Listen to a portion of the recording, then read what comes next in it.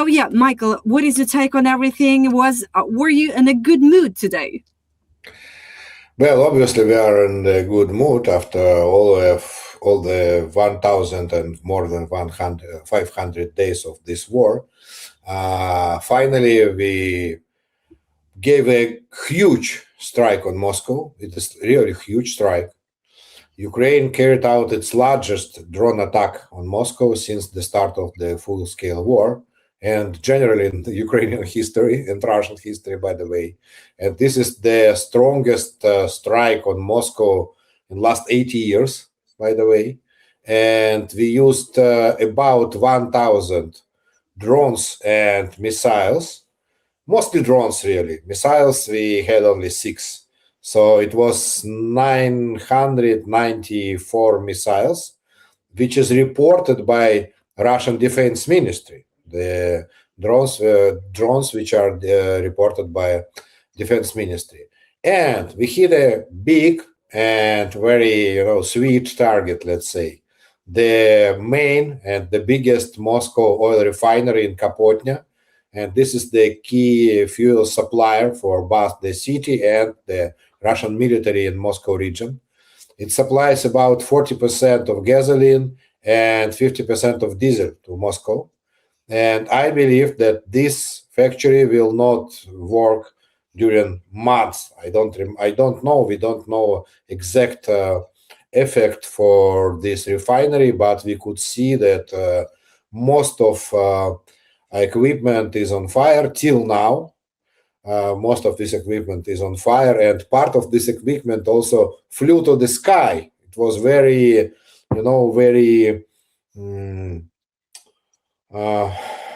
big show, also big show than our drone stroke to this refinery. So I thought it's AI. I thought it's AI generated, Michael. At first, I couldn't believe it.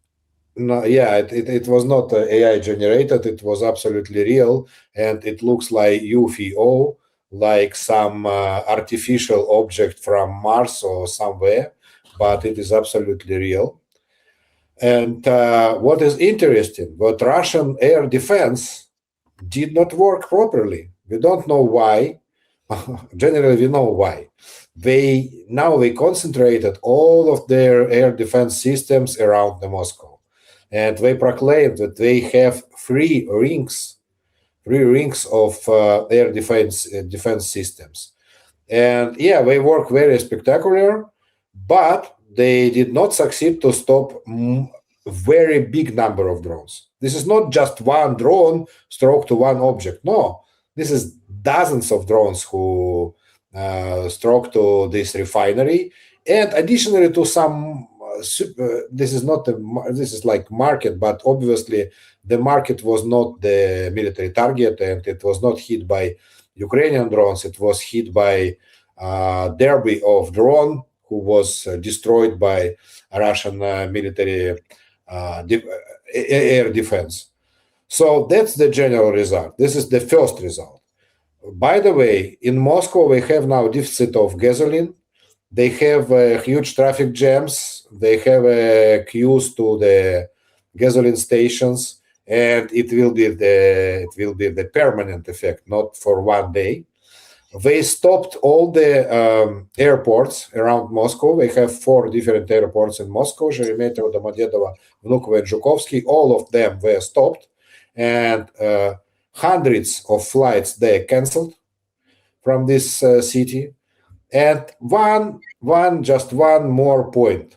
Where was Mr. Putin, the president of Russian Federation, during this strike? He was in city Kazan, which is the capital city of Tatar region of Russian Federation.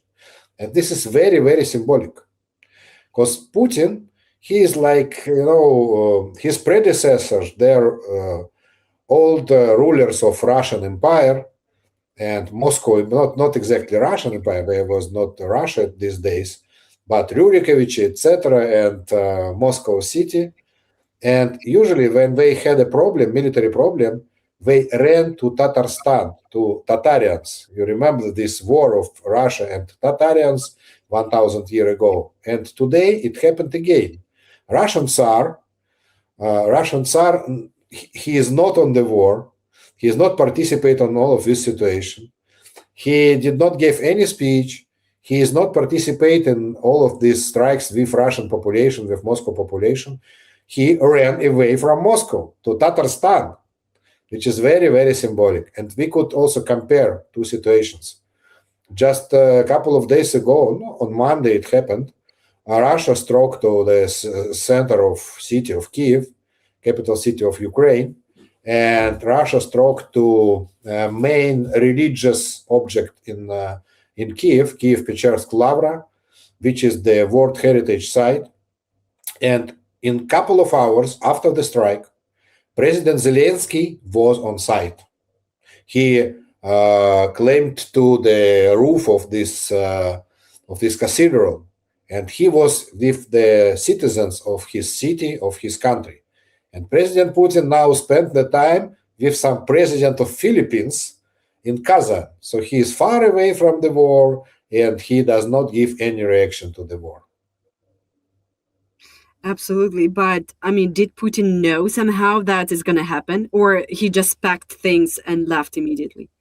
No, obviously he did not know about our strike, and his visit to Kazan generally was planned, because this is some summit with president of Philippines. But in normal situation, the president of country, when your capital city was struck first time in 80 years, usually you immediately stop all the events and you come back to Moscow.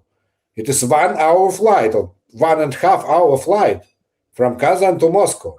But he till now spent the time with Philippine delegation. And we see the pictures from the Kazan city. The Putin is very happy, and he have a good time, a nice time with foreign delegation.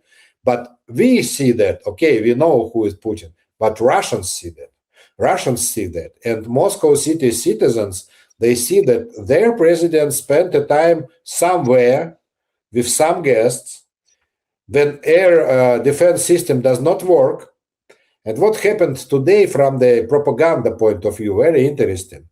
The propaganda, Russian propaganda claimed that Russia has the best air defense in the world, and that Russia is the main and biggest producer of air defense missiles in the world.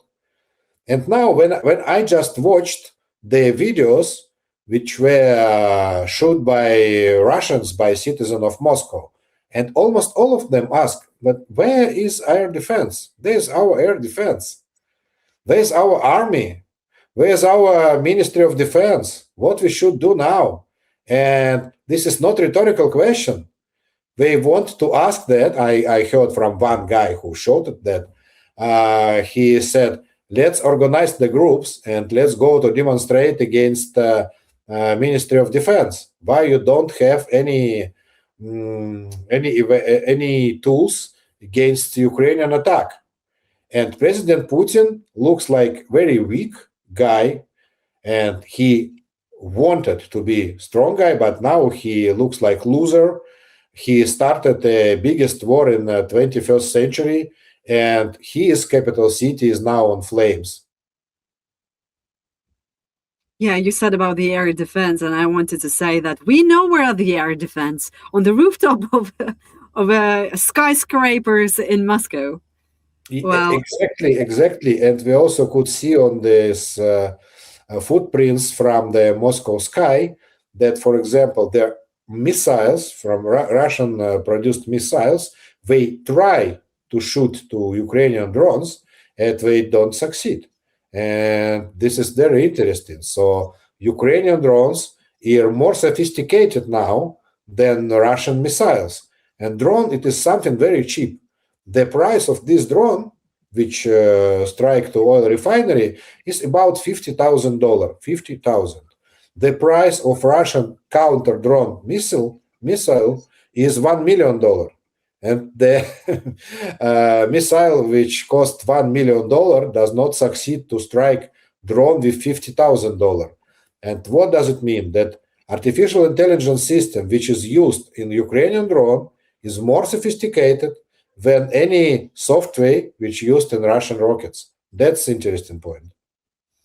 With all these strikes and explosions and smoke that are happening just 15 kilometers, I think, from the Kremlin, and the gas shortages, do you see that Russians are really scared of everything? First of all, yes, they are really scared. But Moscovites, the citizens of Moscow, they met this situation. They just started to live in the reality of war. But Russia is big country, and most of Ukrainian strikes before last days was not on Moscow city.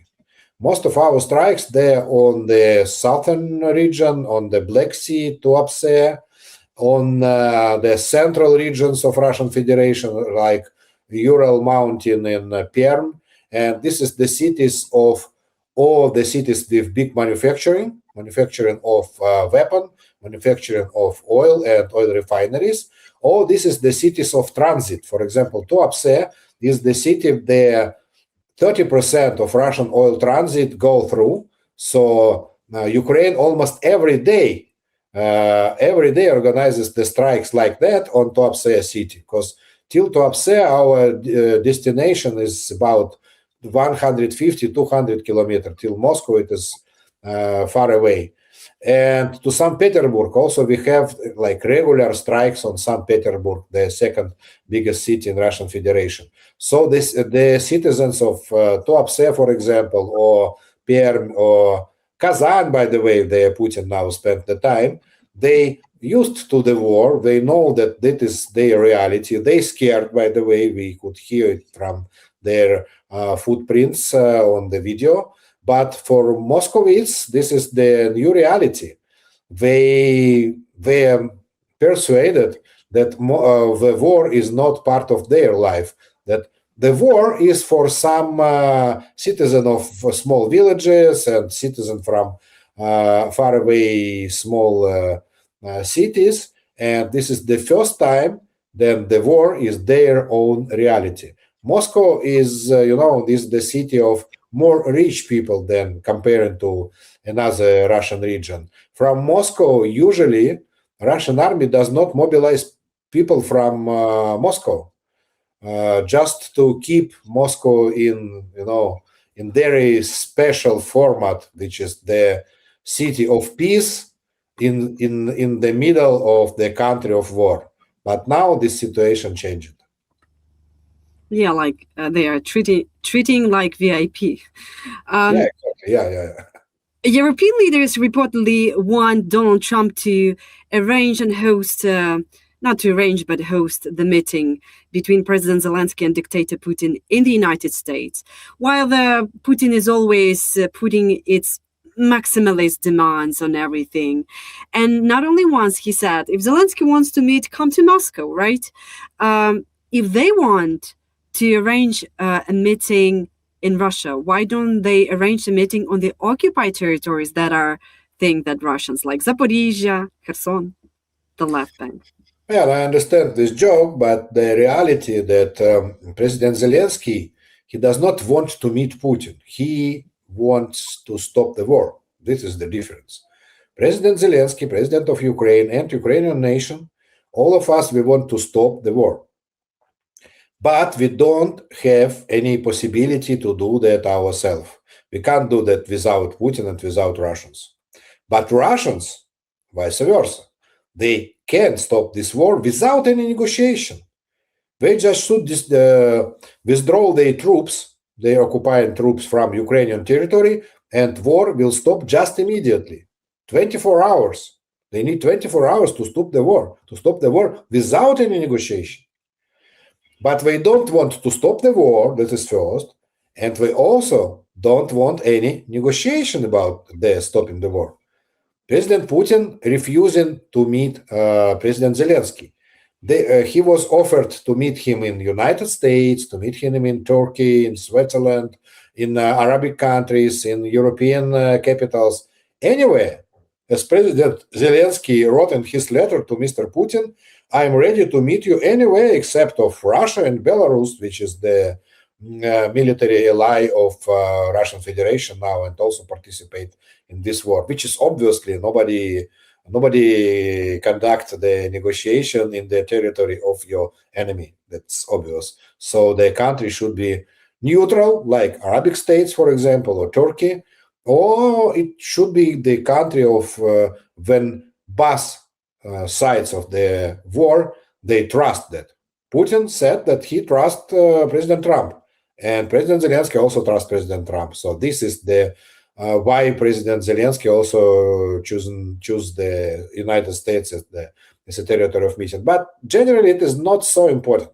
Last meeting of J7, which just take the place on this week and just finished, on this meeting, European leaders, Donald Trump, and President Zelensky, they discussed the peace process.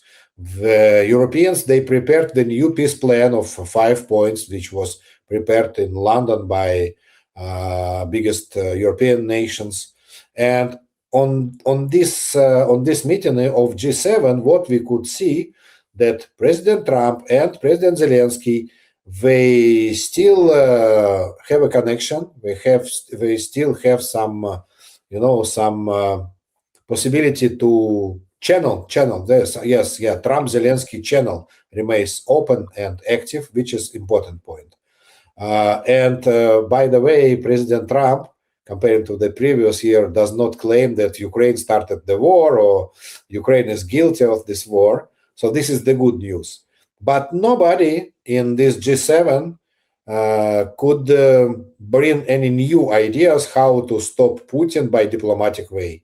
And more obvious that the only way to stop Putin and Russian Federation is military way, is destroying his manufacturing, is destroying his army, is destroying his economy.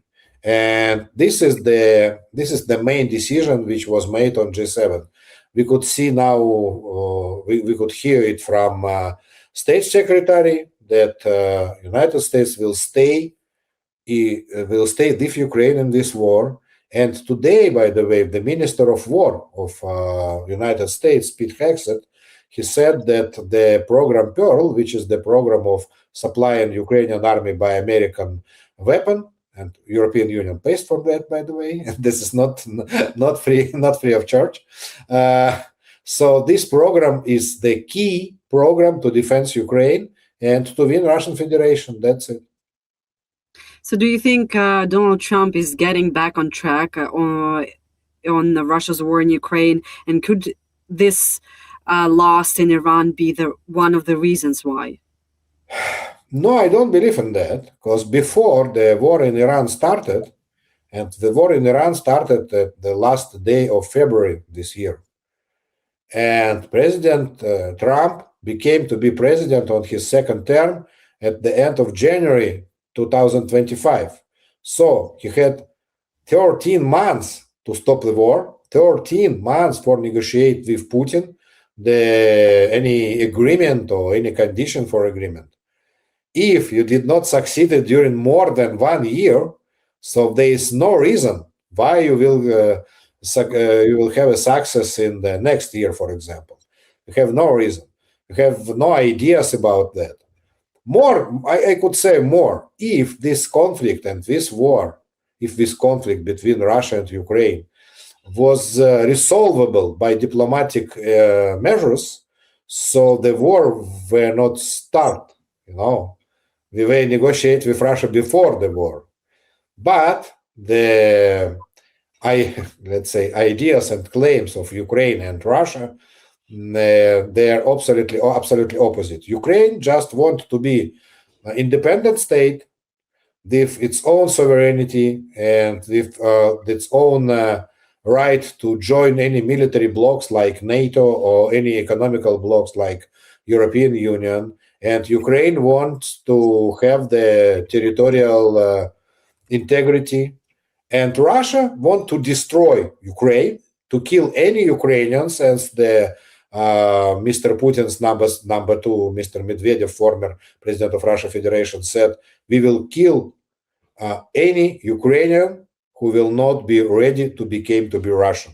That's the motto of this war. So this is the motto. This is the war of genocide, and obviously Ukraine will not be agree to suffer that. And to lose this war for Ukraine means to lose the sovereignty and to lose all the population and to be killed just to any Ukrainian. And this is the reason why this war will continue till Mr. Putin is the president of Russian Federation. Right. And speaking about the takeouts from G7 in France, I'm reading the Bloomberg. They are saying that President Donald Trump is planning on asking U.S. defense companies to produce weapons under license in Europe and Ukraine. What is your take? Is that even possible? Is that a good shift? Yeah, that is very questionable. It depends on which weapon we are speaking. And obviously, we don't need any license to produce some American tanks, for example, because Europe produces more tanks in Germany. We don't need the American license for artillery shells, because Germany, again, produces more artillery shells than United States. But what we need is the license for some missiles and mostly for air defense system like Patriot. And I believe they have a lot of technical issues here, and this is not obvious how long it will take for Ukraine to organize producing on its own basis these missiles, also having the license. Because now in all over the world, only Japan has this license, and only Japan, which is most developed high-tech country in the world, only Japan produces Patriot missiles, after United States, obviously. And if we count all the world, only United States, Japan by license, and Israel produces the air defense system against ballistic missiles, and nobody else. So Ukraine and European Union and European part of NATO, let's say, they have the common program for developing such a weapon, counter ballistic systems, which is called Project. Sorry, I don't know exactly. Don't remember now. Project Freya. France joined this project. Norway, Denmark, and some other Baltic states. They joined this project. This is a project which was led by Ukrainians, but without technological possibilities of Western countries. It is not important to build that. So nobody from these countries couldn't build that alone, only together with all the Europeans. So it is very difficult to organize. On the other hand, we have the possibility to buy the license from United States, but I'm not sure that all the Ukrainian engineers, they could do that themselves without Americans. Maybe, I don't know. I just don't have an exact answer for that. Michael, my final questions. Just before this G7 summit in France, Russian propagandist Solovyov gave an interview. No, there was not an interview. There was a performance, and poor journalist who was in the same room with him, and he was speaking. Watching this interview, it was like, he's a client of psychiatric clinic, but anyhow, he was sending some message. I don't know, to the Westerners or to the Russians, a lot of hatred in this, chauvinism, plans of attacking NATO using nuclear weapon. What is your take on that? Why? For what Russia is preparing the audience through such messages and performances? And what was the message exactly? I'm sorry. What was the message? Yeah, so he gave an interview. I don't know whether you saw it or not in English. I don't know. I haven't heard him speaking English ever. And he was telling that the previous Solovyov that loved Lake Como or the enjoyed red wine. I don't remember exactly. Like all this European luxury life had in his life is like he's over, he's dead in 2022, and now you see a warrior. This is so funny to see. He said he's a soldier, he's a warrior, and he said then to this journalist, "I hate you." Like Ukraine, it's a side effect. Ukraine is a side effect. It's a kind of a gray zone. The true people we hate, it's you, Westerners. You sitting here, enjoying your life and not living through like true values of lives. And he said something about Zelenskyy being a Jew. He's not a correct and right one. So, I mean, a lot of things. And the journalist, he was kind of, I don't know whether he was scared of it, but he was in shock listening how the person was giving an interview to Switzerland, one of the main Welt has, oh God, I don't remember specifically. I'm sorry for that. But yeah, that was kind of a, I don't know. Well, I understand now what was the message. And I believe that Mr. Solovyov, he wants another Russians to join his personal effort. He lost his possibility to travel to Italy, and he really lived in Italy on Como Lake. Mm-hmm. And he lost a lot of his actives. He's under sanctions, etc., etc. And he said, "I am the soldier." And he asked from Russian population, from the Russian nation, "You should be soldiers. You should suffer with me. And now you have a protest against gasoline or something. No, you are in war. You can't cry about you don't have gasoline or you don't have food or something." And by the way, why I know that this is the message? Because today, on the day of this strong strike on Moscow, Mr. Solovyov gave the new speech. And he said that on this strike on Moscow, not Russian military is this is not the mistake of Russian military. This is not a mistake or bad job of counter air defense system of Russian Federation. This is the mistake of Moscow population. They did not do enough to stop this attack. And they shot it by phones. That was with a bare hand, just with a bare hand. He claimed that, yeah. And he claimed that police should now arrest anybody who just make the footprint of this attack.